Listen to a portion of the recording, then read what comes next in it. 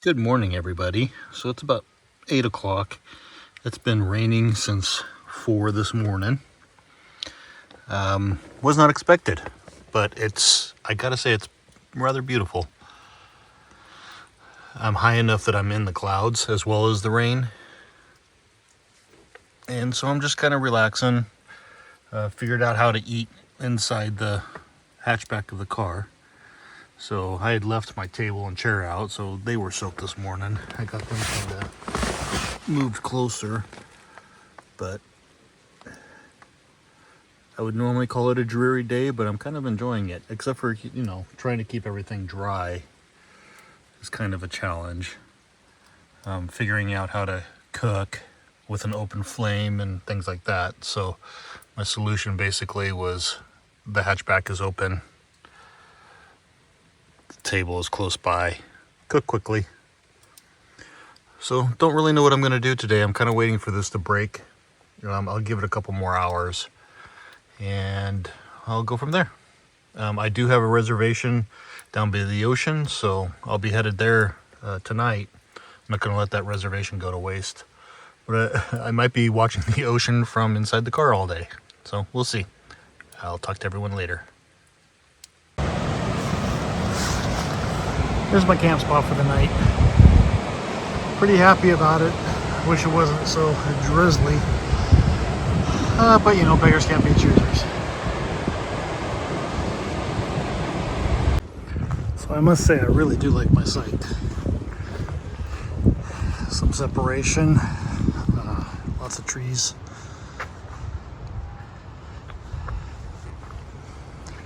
Quiet. I like it.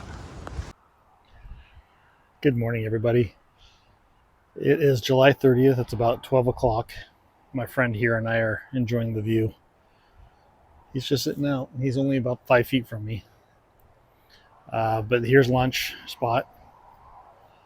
Woke up to rain this morning, but it turned into partly cloudy skies. And right now it's just beautiful. Sun's shining finally. It's been all day yesterday, and then of course this morning it was just rainy and drizzly, but it's pretty freaking beautiful. So I'm headed back south. I'm gonna try and get to a first come first serve campground, and if that doesn't work, then I'm not sure what I'm gonna do. If I'm stopping, I'm just kind of moseying today. I've only been driving for about an hour, and have lunch here, and then I'll head on down and see if I can find a place to set up camp for the day. I actually want to stay here. It's just an outlook. I'll show you guys. So there's lunch. The highway's right there. But it says day use only. I think people camp here, but it's open until 9. And then if I was the only car here at 9, I would not be comfortable staying. So I'd rather just get to a place where I know I can stay for the night. So I'm hoping that first come first serve beach is going to work for me.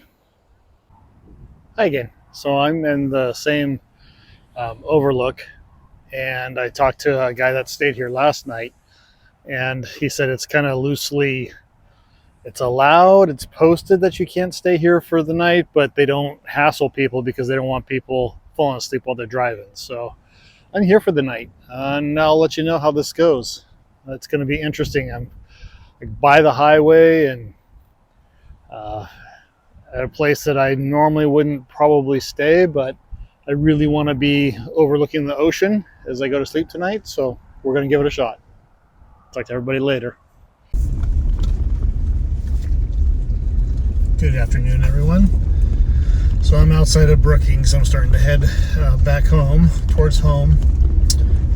So I covered most of the rest of Oregon to start heading this way. I had been told about a campsite that was supposedly near a water treatment plant. Went and checked it out. Not comfortable there, not sure it's accurate, and started looking for other places. I ended up at near a marina, near a kite park actually, and I saw a camper there with 2 women there. And I got out and I met Linda and Judy, and they were just fascinating folks. And much like I talked about the people on the PCT, this camper life or van life or whatever you want to call it is pretty fun for meeting people too. So just real briefly, Judy is an author and has settled down now, but for 7 years she went around the country in an RV and traveled and kind of did this kind of thing. And Linda's been doing this for a little bit, just kind of getting her feet under her, and she's got a camper that she's using, and it looks like she had a good setup. So very interested in traveling the country and whatnot. But just, a quick question about whether it was legal to camp where I was at when talking to them turned into probably a very fun, well, it was definitely a very fun, but probably a half-hour conversation with these two women. And we were all reflecting on how you just meet the neatest people when you're doing this kind of thing. But the reason I'm saying all this now is because Linda actually had a list of possible campgrounds. This was a little bit further south than Brookings, and it sounded good, so I started heading this way. It's actually back like eastbound, out away from the ocean by about 8 miles, and where I'm headed to is a horse camp called Ludlam. And so I'm going to go check it out. It's got like 10 spots or whatever, but when I have this tree canopy like this, I'm always at peace immediately. It's lovely.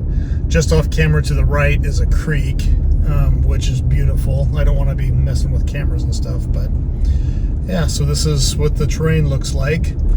And I'm really very happy with this particular adventure, and I met some really neat people this morning. Brooke is a full-time van lifer, if you will. She works out of her rig, but she happened to park in front of me 2 days ago at the same place that I was at.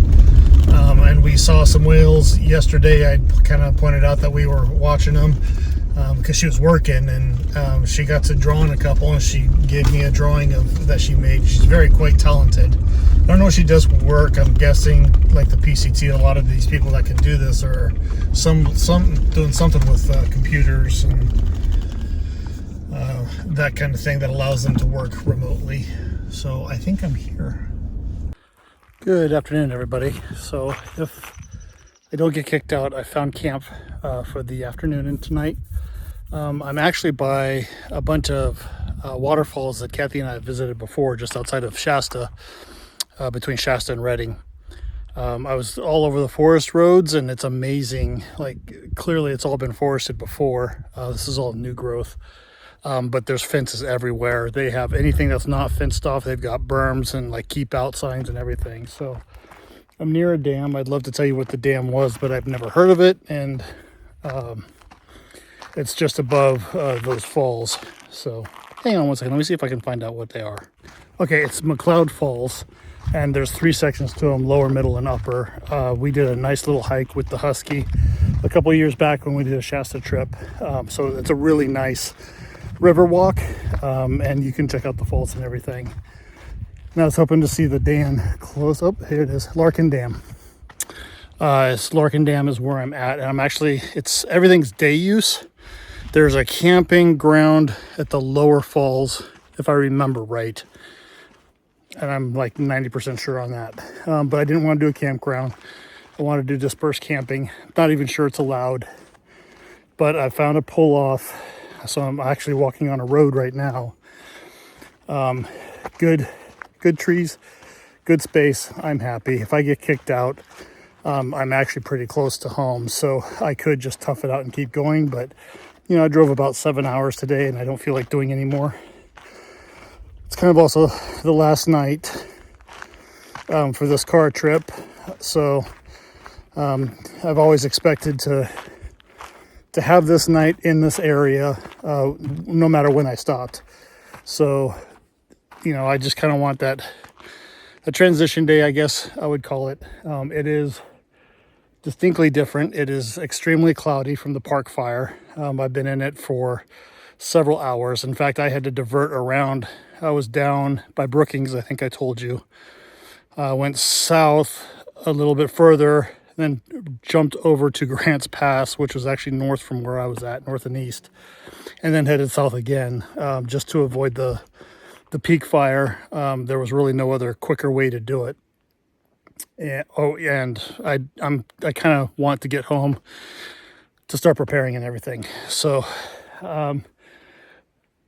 very, very smoky, and then the temperature difference is just awful. I mean, I think the highest I got was like 72 in the last 10 days. I know, poor me. And now it's back up to 90. So the 20-degree difference is, I'm noticing it. But I'm here. We'll see if I get to stay here or not. That'll be the interesting part for this one.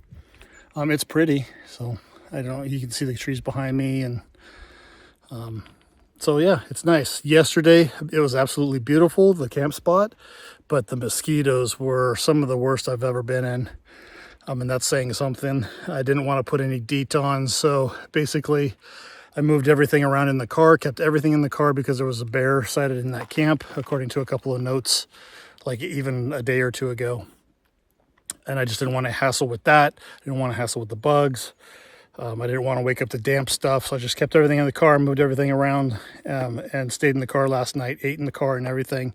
Worked out fine, but was perfectly happy last night. I got up this morning. Usually the mosquitoes aren't bad in the morning.